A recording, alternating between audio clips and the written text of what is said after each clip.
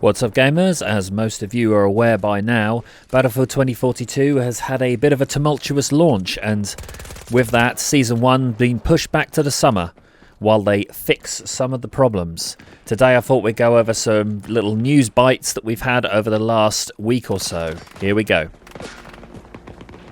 Okay, let's talk about this article then. So EA denies blaming Halo Infinite for Battlefield 2042's problems. The company had a very humble conversation that wasn't about blaming external factors, say the comms VP. So basically they say here that during an internal town hall, an executive allegedly attributed some of Battlefield 2042's negative reception to the surprise launch of Halo Infinite's free-to-play multiplayer. This was one of several reasons listed, however it quickly became the focus of mockery on the web. Cue the memes. EA says this is a mischaracterization. It was about key learnings and actions we are taking, not blaming external factors. But if we scroll down here, there is one thing that kind of gets me a little bit, where it says Halo Infinite was very polished title, whereas Battlefield 2042 contained bugs and wasn't as polished. And it's like, well, it should be polished. That's the point. And shouldn't contain that many bugs. I know it's impossible to have a game without any bugs at launch, but come on now. Oh, our game wasn't polished. It's like, well, make it polished before you launch it. Anyway, rant over on that one. On to the next thing. Okay, so now we're going to switch gears a bit here and go from something somewhat legitimate at least to something a bit silly. Something with people complaining on Twitter just for the clout, if you ask me, and that is the issue of the reused skins. This picture here emerged on Twitter the other day. I saw it and immediately I was cringing hard at the OP. Because let's face it, reusing assets between games is something that's been in gaming and game development for a very long time now. In fact, those of you who've been playing Battlefield for a long time will know, for instance, that a lot of the buildings have been reused between games. Those buildings from Battlefield Bad Company, well, they've been in the game for a long time now. They featured in Battlefield 3, Battlefield 4. Some of them are even in Battlefield 2042, but I didn't hear any crying about those.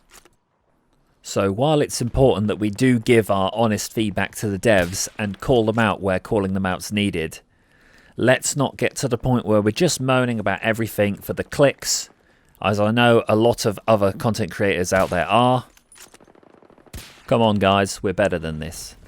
Now one thing I would like to have a little gripe about is the featured mode this week, the free-for-all. You can see here my main problem with it, the spawn points. You can't seem to spawn in a lot of these maps without having someone instantly shooting you in the back.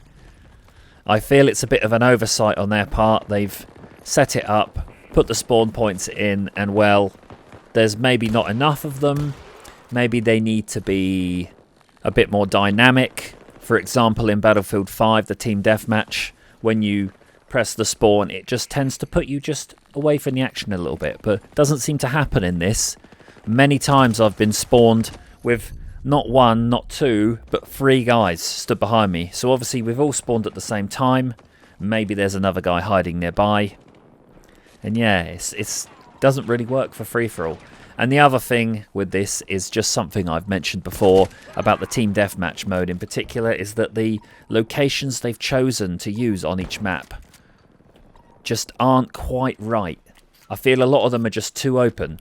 For example, on this map, you could pick a much better area with all of the shipment crates. That would be a much better place to be fighting a free-for-all, I feel, than this area, where there's lots of open ground and lots of bushes for people to hide in.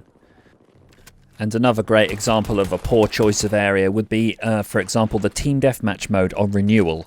Now, that area is so ridiculously open. You might as well have it as a tank Team Deathmatch in there. Why didn't they choose the little sort of technology centre at the back of the map, if you know what I mean? The bit that Sundance flies into in the trailer. That would have been an excellent place to have Team Deathmatch in, because it's got It's got a little bit of openness around the edge, but then there's so many different levels to that building, you could easily have a great fight within that. Well, anyway, that's my gripe over now. What do you guys think? Let me know in the comments below. I'd love to hear what you think about the previous 2 news articles I covered as well. So, hope to hear from you on those. And you absolutely must check out my streams as well. On Tuesdays we do 2042, but because it's kind of in a stale state at the moment, we're doing Thursdays Battlefield 5 and Fridays Battlefield 1. Definitely drop in for the Battlefield 1 stream. It's normally the most poppin' of the week. I'll see you guys there. Thanks for watching. I'm Fun Guy.